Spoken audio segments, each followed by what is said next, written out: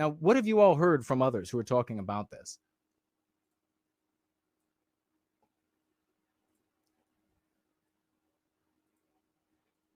What have you all heard? Because I know others have been talking about it, and I've seen some of the other claims. And I thought, well, everybody's going to just know what already needs to be known. They're already going to have enough. But when I looked out there and I saw what people were saying, I thought, my God, can't any of these content creators share things that are going to empower our people?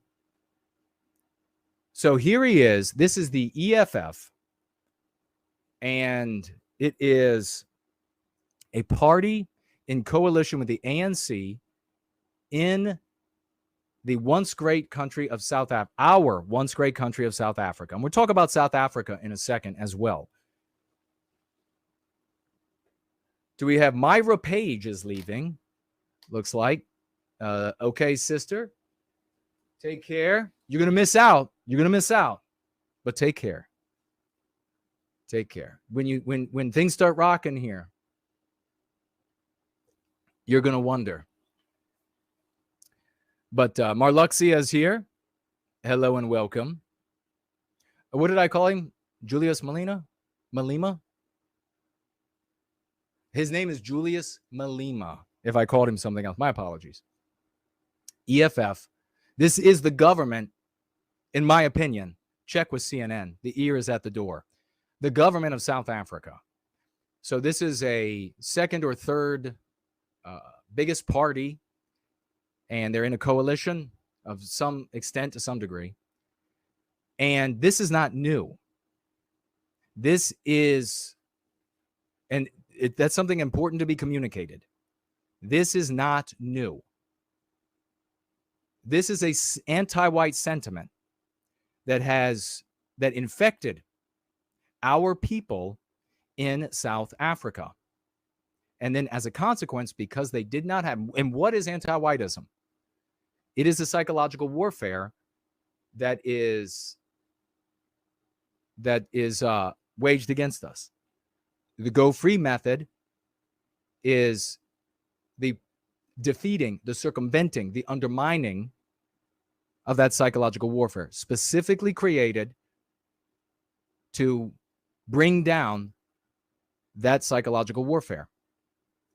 So everything in South Africa that was tried elsewhere in the West, political parties, religious movements, cravening away into the hills, all of these things have not recaptured or prevented anti-whites from taking total control of South Africa. And then,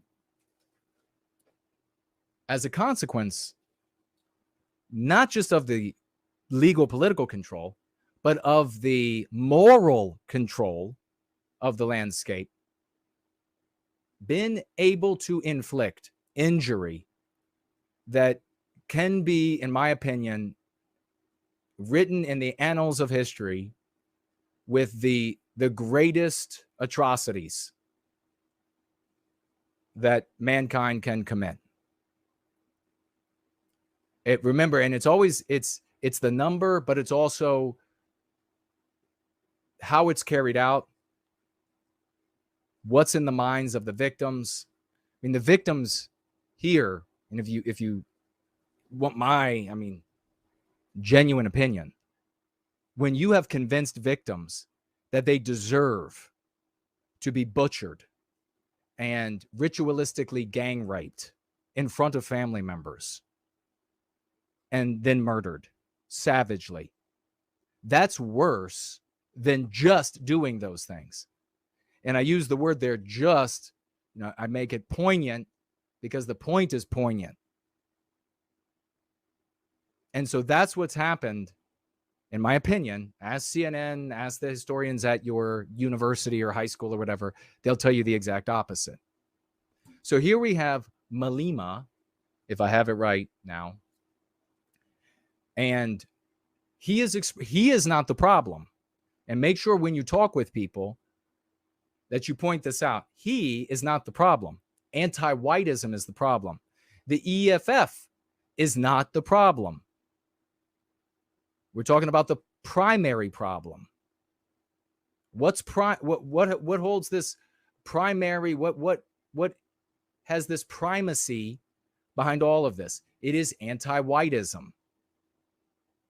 That's the problem. So it's the anti-whiteism that has infected these people.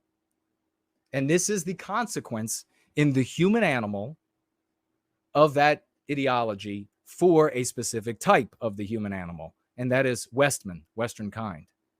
So why don't we take, before I play what this POS says, what he chants here, the EFF there, 100,000 people plus, some are saying just under, some are saying over, and they're jogging in place, a curious behavior of some, I guess, maybe numerous tribes in South Africa, jogging in place while they're chanting about murdering white people.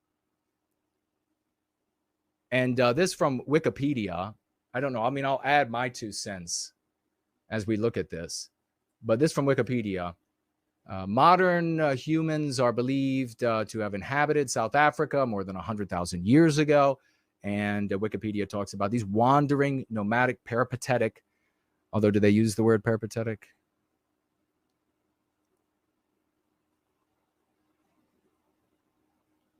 No. But that's what it was. They're wandering peoples, okay? And then it jumps into European exploration of the African coast began in the 13th century when Portugal, now it's interesting because I have heard, and this is another reason why you don't bother to get into historical revisionism about when white people first showed up there in history and archaeological finds and this sort of thing. Not as robust as has been found in the United States at a much earlier date, not United States, but North and Central South America. But I shall continue.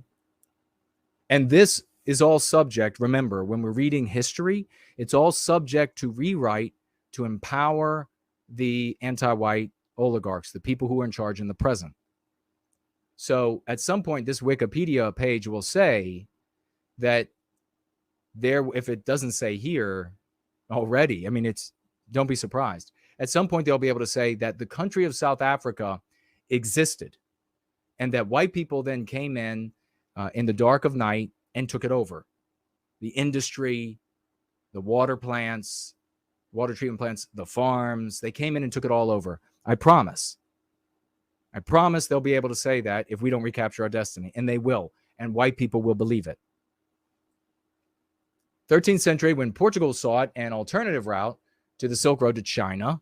In the 14th and 15th century, Portuguese explorers traveled down the West African coast, detailing and mapping the coastline. And in 1488, they rounded the Cape of Good Hope. The Dutch East India Company established a trading post in Cape Town under the command of Jan van Riebeek in 1652. European workers who settled at the Cape became known as the Free Burghers. And don't you fast food fans wish you heard that more often? And gradually established farms in the Dutch Cape Colony.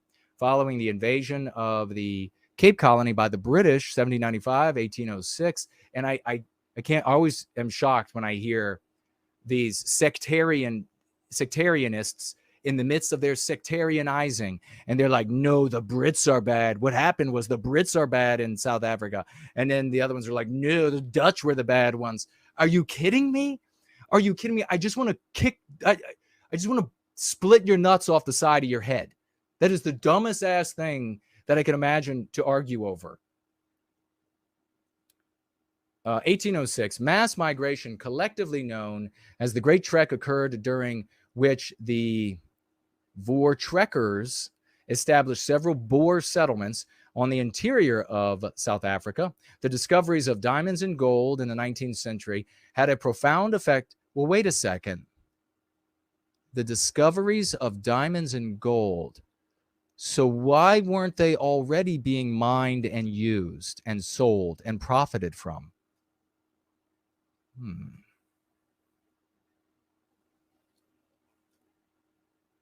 You mean there wasn't already the mining of this ore and these metals and then processing it and selling it that white people came along and stole from someone?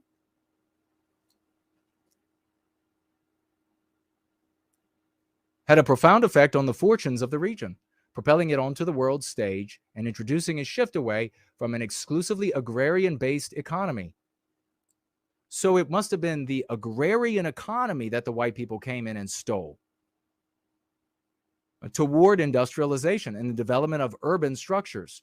The discoveries also led to new conflicts, culminating in open warfare between the Boer settlers and the British Empire, fought essentially for control over the nascent, which is another word meaning getting started, South African mining industry.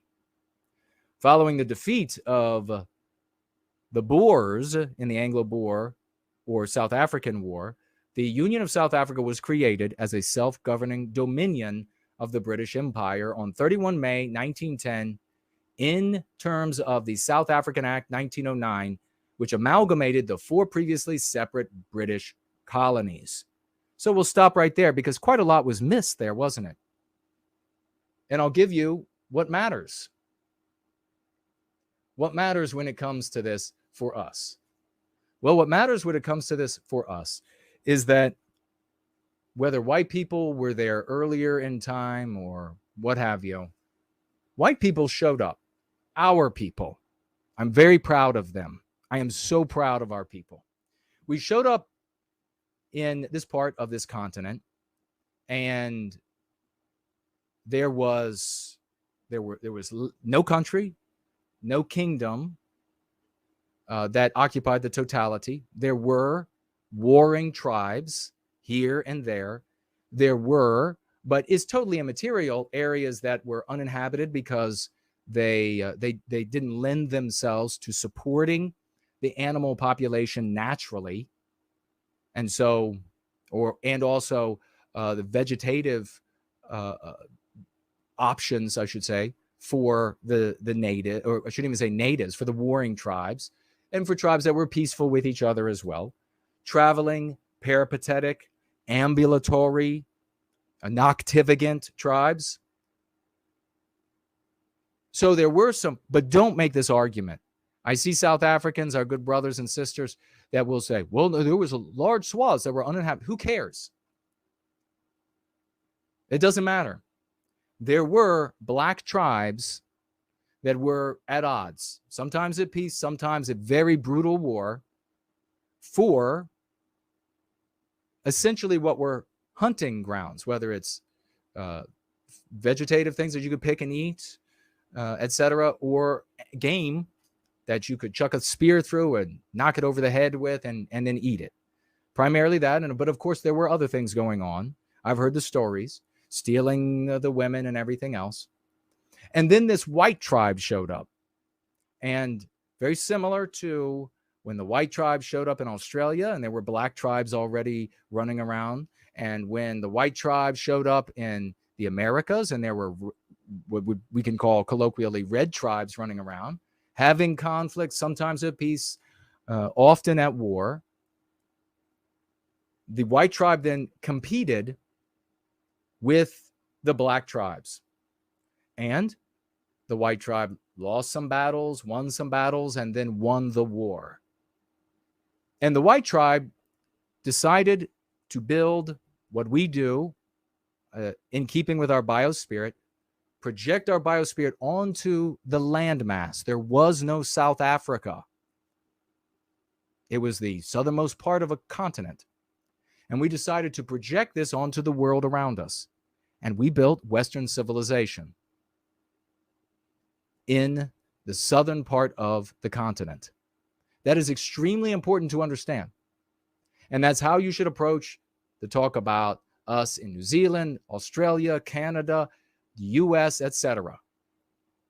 We showed up. There was no country. There was no Western civilization. We fought with other tribes, non-white tribes, who were fighting with each other. And we won. And then we created Western civilization. And then the big error happened. And the big error as a consequence of selfish individualism, which is why we have to uproot it. If there's anything that we have to uproot and destroy, it's the selfish individualism in our people. Because two things happen. There were white people in South Africa, just like Australia, New Zealand, Canada, the US, who said, well, we should bring these people in. Look at what sorry state they're in. Because it hurt their heart. Because of this instinct for our people, and it hasn't always shined throughout history, but it often does, of putting ourselves into the shoes of the other. How would I feel and think and be? Which is always, no, I shouldn't say always, is often something that is injurious to do, because it's not thinking rationally about it. It's all emoting, not thinking at all. So a lot of our people began, and in what is, you can say as a noble way, worried about these people and the people outside, the people beyond the civilization.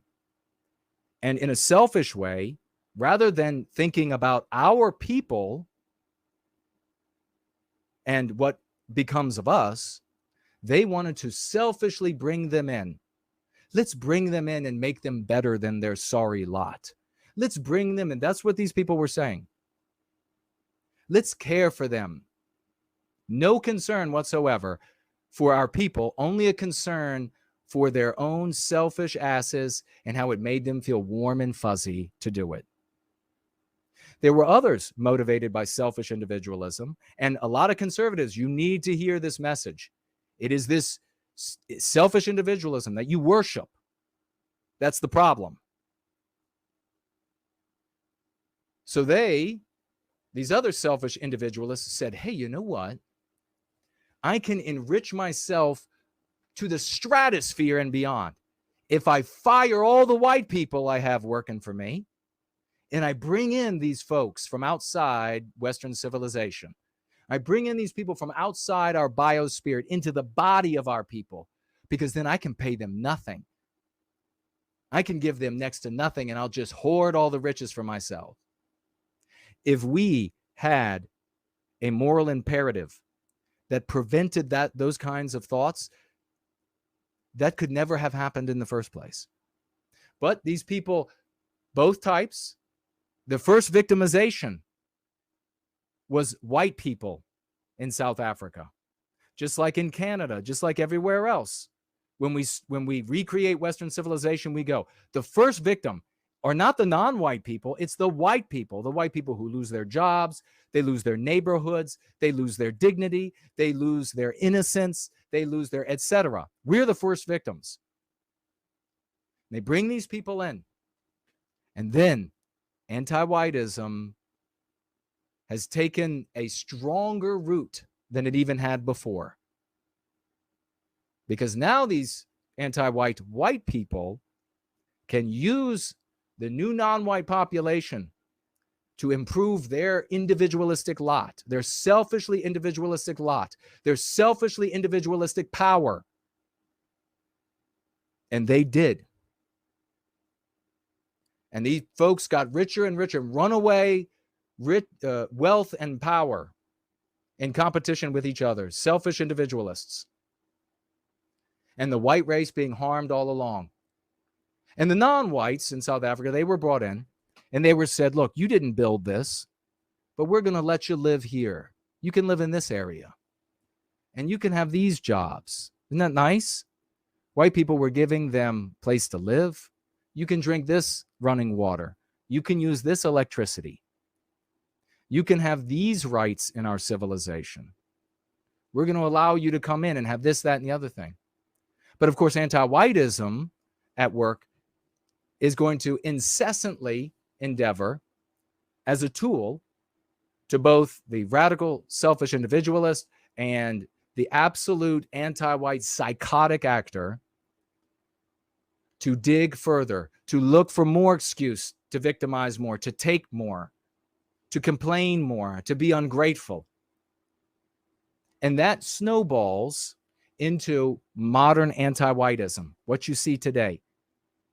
It looked like this, modern anti-whiteism, long before we were born, long before our grandparents were born. It looked like this.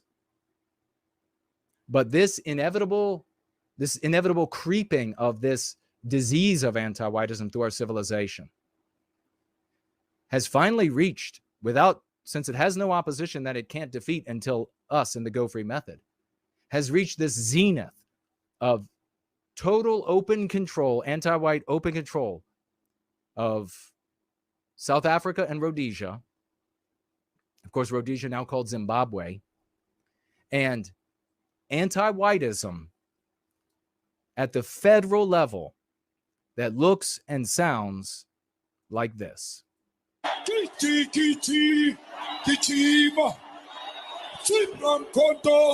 Alliance. Shoot to kill. Yamaza. Kill the poor. The farmer. Kill the poor. The farmer. Brr, pa. Pa. Brr, pa. Pa. Attention. Kichi, kichi, kichi. That isn't some distant land. That isn't just some other white people out there that are living with a moral imperative that can animate a massive part of the population that you're seeing right here, a political party running the government in coalition with the ANC, but reaching this visibility because it has suffused every single household. And it's reaching its logical conclusion of kill the white race. Boer is used for white people. In my opinion, I should say, because the ear is against the door. He speaks in English for all of us around the world. He's given many interviews. He is merely the avatar for an anti-white moral imperative that is reaching its logical conclusion. All that is wrong in the world is the cause of white people, is caused by white people. And as long as white people are around, our woes continue. This is the logical conclusion. Every argument that you have with somebody who might call themselves a leftist or woke or whatever, vague, ant-nat, whatever it is that in their error, that wants to make this out to be something other than retributive justice behind every argument, is lying. And there are going to be few of them to be smart enough to know it's a lie fully, or in error that will lead you, all of us, to perdition. This is the hell that awaits us all. This is the hell that's already happening in our cities, in whole regions of the West. You are not going to be able to come together as a group of individuals and stop that unified anti-white force. There's no chance in hell of that. We are only going to be able to come together as a people, finally, to put an end to this. The news, Forbes is saying what to know about South Africa's Kill the Boer chant as Elon Musk sounds alarm. And Elon Musk said about this, New York Times actually has the nerve to support calls for genocide. If ever there was a time to cancel the publication, it's now. Referencing this. It's a bit late, but we'll let you make it up to us, Elon. But this is what the anti-whites, this is how they're handling it. Silence, and with arguments like this. So what does that make it? A hush crime. Tell your friends and family, this is the ultimate hush crime. A chant or a song called Kill the Boer at a political rally in South Africa over the weekend sparked pushback in South Africa and the United States, including from South African-born billionaire Elon Musk. reigniting debate about a controversial decades-old song. It's just an old song that dates back to the struggle against apartheid. So you see right there, you see the anti-white narrative. And the argument's power comes from the anti-white narrative that the author knows is in the audience's head. So the most angelized group had a tough time back a long time ago when white people were just victimizing the hell out of them. Instead of, we let them into our countries. We incorporated them to greater and greater degrees in our countries. And so therefore, it's innocent. It's understandable that they would be saying, kill the white person, brrr, from the seat of government. Must have spent the past week tweeting about a video of South African political party leader Julius Malema chanting kill the Boer in one tweet Monday. Musk claimed the organizers were openly pushing for genocide of white people in South Africa. Now, I want to say really quickly, you can use the word genocide when talking about what's happening to us in South Africa and say it's us in South Africa. When you show footage like this, if you use it outside of this, using the word genocide is going to undermine your position, even inside of South Africa, because of what's in the minds of your audience.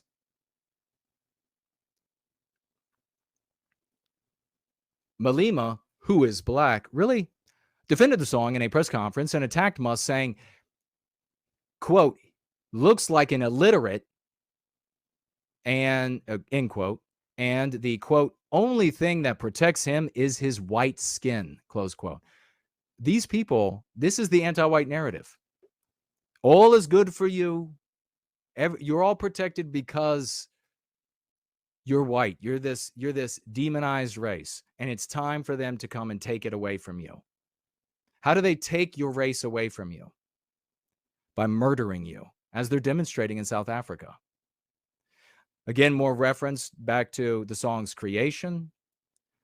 Party rally, 100,000 people.